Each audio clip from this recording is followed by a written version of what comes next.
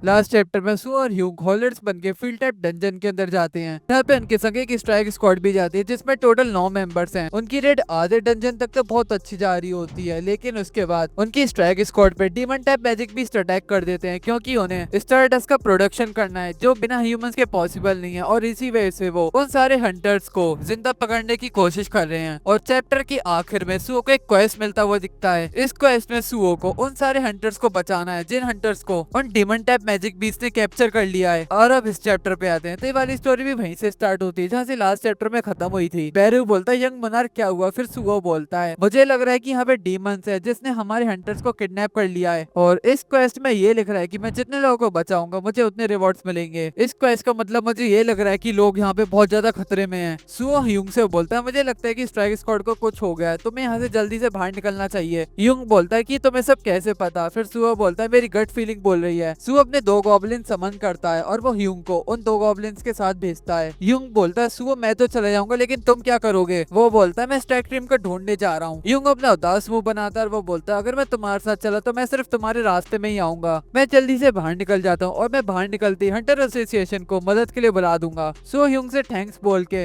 ह्यूंग को वापस भेज देता है डंजन के बाहर। उसके बाद वो ग्रे को बुला के अपनी फॉर्म चेंज कर लेता है एंड उसने वो वाला गॉन्टलेट भी पहना हुआ है जो उसे कर्स रैंडम बॉक्स में से मिला था। सो बहुत तेजी से भाग के उस डंजन के अंदर जाता है और इतनी देर में वहाँ पे एक सीन शिफ्ट होता है जहाँ पे वो वाले डीमंस दिखाए जाते हैं। और जिस डीमन ने उन 7 हंटर्स को नॉकआउट करा था वो उन्हें अपनी फैक्ट्री में लेकर आता है। दूसरा डीमन उससे बोलता है तुम बहुत जल्दी आ गए। फिर वो उसे रिप्लाई देता है मैं जल्दी जीत गया, इस वजह से मैं जल्दी आ गया। दूसरे डीमन उसे बोलता है वाला गेट बहुत जल्दी खुलने वाला है और सारे डीमंस यहाँ पे बहुत जल्दी आने वाले हैं। और आई गेस इनकी फैक्ट्री में और भी ह्यूमंस है जिनसे वो एनर्जी निकालने हैं स्टारडस्ट बनाने के लिए। इन डीमंस में से एक डीमन बोलता है वो जहर जो हमें डीमंस की सीक्रेट टेक्निक से बनाना सिखाया गया था और एक अवेकनिंग स्टिमुलेंट जो बजर्क पॉइजन से निकाला गया था स्टारडस्ट। जो एग्जिस्टिंग बजर्क पॉइजन है वो किसी की भी मैजिक पावर को एनहेंस कर सकता है, लेकिन इसका एक साइड इफेक्ट है, ये अपने यूजर की लाइफ फोर्स को धीरे धीरे खत्म करता रहता है। सोचने वाली बात है कि डेमन एक एसेंस क्रिस्टल जो डीमंस के खून में भीगा हुआ है जब जलाया जाता है तो उसकी फ्लेम्स के साइड इफेक्ट्स होते हैं, लेकिन उन साइड इफेक्ट्स को कम किया जा सकता है उन फ्लेम्स को हेल ऑफ मिस्टबर्न्स की फ्लेम से रिप्लेस करके। और ये सारी चीजें हमें एपोस्टल ने बनाना सिखाया है एंड हमें इस डेमन का फेस भी दिखाया जाता है और इस डेमन की आंखों में वही वाला लोगो है जो ब्रोकी की आंखों में था। और यहाँ पे जो मॉन्स्टर है जो जिंदा लोगों की सोल को करप्ट करके बनाया जाता है, जिनकी सोचने की शक्ति बिल्कुल खत्म हो जाती है, ये भी एपोस्टल ही यहाँ पे लाया है। दूसरा मॉन्स्टर उससे बोलता है इसी वजह से हम लो रैंकिंग डिमन के पास भी स्ट्रॉन्ग बनने का चांस होता है। वो सब लोग बात ही कर रहे होते हैं, इतनी देर में वो सुओ की प्रेजेंस सेंस करते हैं। वो बोलते हैं यहाँ पे एक प्रेजेंस है जो हमारे पास बहुत तेजी से आ रही है। दूसरे डीमन उससे पूछता है कि यहाँ पे और भी हंटर्स हैं। इतनी देर में सुओ वहाँ पे आ जाता है और जो उनका गेट लगा हुआ था उस पे वो बहुत जोर से ग्लास मारता है। वो गेट सीधा डीमंस के पास जाता है, लेकिन डीमंस उस गेट को इजीली डॉज कर देते हैं। सो ये सब देख के बहुत ज्यादा शॉक हो जाता है। वो उन डीमंस को देख के बोलता है क्या ये हैं वो वाले डीमंस। वो बोलता है इन्होंने कुछ मिसपोन्स को लटकाया हुआ है और उन्हें जला भी रहे हैं, क्या ये कोई तरीके का रिचुअल है। सुओ को सिस्टम की तरफ से एक नोटिफिकेशन आती है जिसमें सिस्टम सुओ को बता रहा है current number of survivors are 7 and number of rescued survivors are 0। इस चीज को देखकर सुओ समझ जाता है कि सुओ की स्ट्राइक स्क्वाड की टीम अभी भी सेफ है। ये चीज सुओ बोल ही रहा होता अपने आप से, इतनी देर में वो डीमन सुओ पे अटैक कर देता है, लेकिन सुओ उसका अटैक इजीली डॉज कर देता है। वो उससे पूछता है क्या वो तुम ही लोग हो जिनने उन हंटर्स को मारा जब मैं यहाँ पे आ रहा था। ये चीज पूछ के सुओ उस पे बहुत तेजी से पंच मारता है जिससे वो थोड़ा दूर जाके गिरता है और इतनी देर में वो 2 डीमन और आ जाते हैं सुओ पे अटैक करने, लेकिन सुओ उन दोनों डीमंस के अटैक्स को भी डॉज कर रहा है। एक डीमन जो सुओ के पीछे आया था और वो पर्पल कलर की लाइटिंग निकाल रहा है अपने हाथों से एंड वो उस लाइटिंग से सुओ को हिट कर देता है और आगे से सुओ पे 2 डीमंस और अटैक करने वाले होते हैं, लेकिन सुओ अपनी शैडो समन कर लेता है। ये चीज देख के वो डीमन सारे हैरान हो गए, वो सोचते हैं ये कौन है। और इतनी देर में जो सुओ के पीछे डीमन था वो उसे आगे उठा के फेंकता है और वो डीमंस एक दूसरे से बोलते हैं जहाँ तक ये वो लग रहा है हमें हमने एक ऐसी दृश्य देखा था जब डीमंस को मार दिया गया था उस दिन। ये बिल्कुल सेम शैडो मनार्क की अथॉरिटी जैसा लग रहा है, लेकिन शैडो मनार्क से अगर इसे कंपेयर करें तो ये बहुत ज्यादा कमजोर है। वेल अगर ये शैडो मनार्क नहीं है तो हमें इसे डरने की जरूरत नहीं है बिल्कुल भी। सू अपने मन भी बोल रहा होता है ये ब्रो बाकी से कमजोर हैं। अगर मैं इनसे 1v1 फाइट करूं तो मैं इनसे आसानी से जीत सकता हूं, लेकिन ये तीनों एक साथ लड़ रहे हैं मुझसे। इस वजह से मेरे लिए थोड़ा कठिन रहेगा इन्हें हराना। अगर मैं गॉब्लिन्स भी रिवाइव करता रहा तो बस ये मेरी माना ही वेस्ट करेगा। मुझे लगता है कि मुझे वो वाला रास्ता चूज करना चाहिए। और अब हमें सुओ और बैरू का एक फ्लैशबैक दिखाया जाता है, जहाँ पे बैरू सुओ से बोल रहा है, यंग मोनार्क आपने जैसा कहा था मैंने बिल्कुल वैसे ही करा। आपने कहा था कि मुझे उन सारी डेड बॉडीज को उतना ही खाना था जिससे मैं उन सबकी मेमोरीज एक्सेस कर सकूं, और बाकी सब मुझे वैसे ही छोड़ देना था जैसे वो थी। मरने के बाद शैडो सोल्जर्स बहुत ज्यादा कमजोर होते रहते हैं। तुम्हारे पास कोई रीजन है कि इस लाश को सेव करने का? सुओ बोलता है, मैंने कुछ देखा था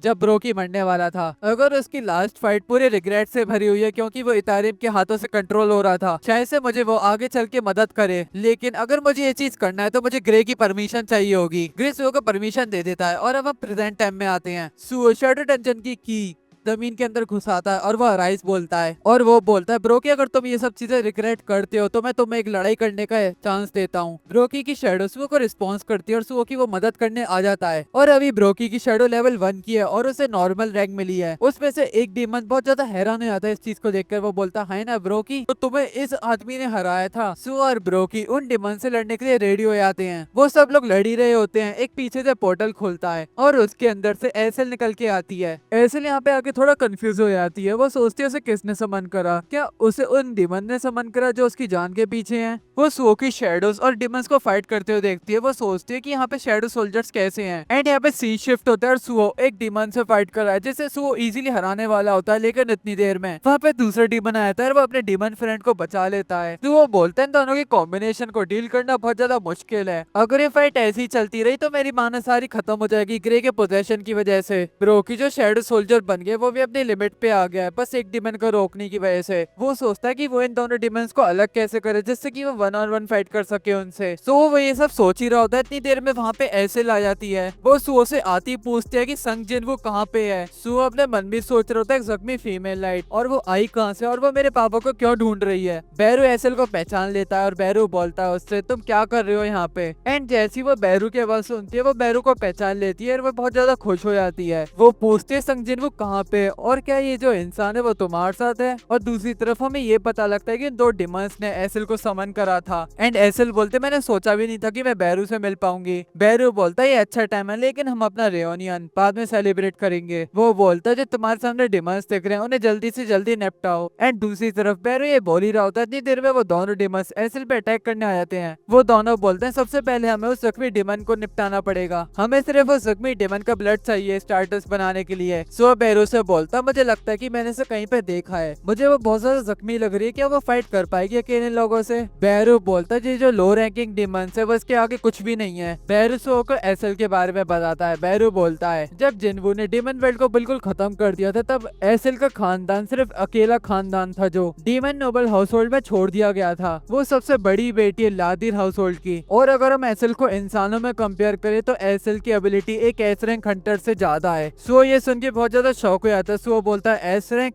इसका मतलब ये है कि मैं एस रैंक को फाइट करते हुए देखूंगा। अब ये चीज सुन के सुओ बहुत ज्यादा हाइप्ड अप हो जाता है और सुओ उसे लड़ते हुए देखता है, लेकिन जैसी वो डिमन से लड़ते हुए जाती है वो गिर जाती है। और ये चीज देखकर सुओ बहुत ज्यादा डिसअपॉइंट हो जाता है। बेरू एसेल से पूछता है तुम इतनी कमजोर कैसे हो गई हो, तुम्हारी माना भी पहले से बहुत ज्यादा कम हो चुकी है। एसेल बैरू से बोलती है हाँ हमारे साथ बहुत कुछ हुआ है। 6 महीने पहले अधिकतर डिमंस ने डीमन वर्ल्ड के अंदर हमारे खानदान के खिलाफ लड़ना स्टार्ट कर दिया था। मेरे हाउस होल्ड ने बहुत लड़ाई करी उन डिमन से, लेकिन हम उन डिमंस को रोक नहीं पाए। मेरे पूरे खानदान में सिर्फ मैं ही सरवाइव कर पाई, लेकिन मैं अधिकतर खून उन डिमंस के द्वारा ले लिया गया जब मैं वहाँ से भाग रही थी, और इसी वजह से मैंने अपनी पावर्स भी खो दी हैं। बैरू क्या तुम अपनी थोड़ी पावर्स मुझे दे सकते हो। वो बोलता है मैं अपनी माना वेस्ट नहीं करना चाहता तुम पे, तो थोड़ा दूर ही रहो मुझसे तो। और दूसरी तरफ सुओ बोलता है मेरे पास 2 लोग हैं जिनने अपनी शक्तियां खो दी हैं। एंड दूसरी तरफ जब एसेल सुओ और बैरू से बातें कर रहे होते हैं वो सारी बातें डिमन सुन लेते हैं। एक डिमन बोलता है मेरे भाइयों क्या तुमने इसकी बातें सुनी। दूसरा डिमन उसे रिप्लाई देता है मैंने इसे पहचाना नहीं था क्योंकि वो बहुत ज्यादा कमजोर थी, लेकिन सोचने वाली बात है कि लार्डीर हाउस होल्ड से भी एक सर्वाइवर निकल गया। हमारे पास एक मौका है ताकतवर बनने का, बस हमें इस डिमन नोबल का खून पीना है थोड़ा सा। और दूसरी तरफ सुओ बोलता है अगर मैं इनसे 1-on-1 फाइट कर पाऊँ तो मैं इन्हें इजीली हरा सकता हूँ। बैरू से बोलता है मेरे पास एक अच्छा आइडिया है इस चीज के लिए। बैरू बोलता है मेरा टाइम आ चुका है उस एबिलिटी को यूज करने का जो मुझे वापस मिल सके थोड़ी माना रिकवर करने के के बाद सो को सिस्टम की तरफ से एक नोटिफिकेशन आती है। यहाँ पे लिख रहा है बैरू ने एक स्किल यूज करी है, हार्श ऑर्डर्स। इस स्किल ने एसएल के स्टेट्स 50% से बढ़ा दिए हैं। इस स्किल ने एसएल को एक कर्ज दे दिया इंसैनिटी का। ये एक साइड इफेक्ट की तरह है। एसएल ने अपना माइंड लूज कर दिया है और बैरू उससे बोलता है एसएल जाओ और उनसे लड़ो सबसे। सो एसएल को देखकर बोलता है इस पे मुझे बहुत ज्यादा दया आ रही है, लेकिन जो भी हो अब एटलीस्ट मैं 1v1 फाइट तो कर ही सकता हूँ सबसे। दूसरी तरफ एसएल उन डिमंस पे अटैक कर देती है, लेकिन एक डिमन एसएल के पीछे से अटैक करने वाला होता है, लेकिन सुओ उसे पीछे से पकड़ लेता है और वो उसे बहुत दूर जाके फेंकता है। एंड वो तुरंत उस डिमन के पास जाता है और उसे एक स्वॉर्ड से मार देता है। उसे सिस्टम की तरफ से एक नोटिफिकेशन आती है। यहाँ पे लिख रहा है आपने एक लो लेवल डिमन को मार दिया है और अपने लेवल अप भी कर लिया है। एंड उसे एक और नोटिफिकेशन आती है सिस्टम की तरफ से वल्कन सॉन्ड जो सुओ का गॉन्टलेट है उसने एक डिमन सोल को खा लिया है। एंड उस वजह से उसका लेवल अप हो चुका है, जिससे उसका फिजिकल डैमेज 30 से 31% हो गया है। और दूसरी तरफ दूसरे डिमन बोलता है कि मेरा छोटा भाई मर चुका है और मुझे इस पागल औरत का कुछ करना पड़ेगा, इसने मुझे बहुत ज्यादा परेशान कर दिया है। एंड यहाँ पे सुओ को एक और नोटिफिकेशन आती है सिस्टम की, जिस टारगेट पे आपने अपनी हार्श ऑर्डर स्किल यूज करी थी उसने अपनी सारी एनर्जी खत्म कर दी है। एंड उसकी वजह से एसएल वहीं पे गिर जाती है। एंड इतनी देर में जिस डिमन को एसएल ने रोका हुआ था सुओ उसे भी मार देता है और फिर सुओ ब्रोकी वाले डिमन के पास जाता है। वो डिमन बोलता है कि अब मेरे पास नंबर का एडवांटेज नहीं है तो मुझे एसएल का खून पीना पड़ेगा,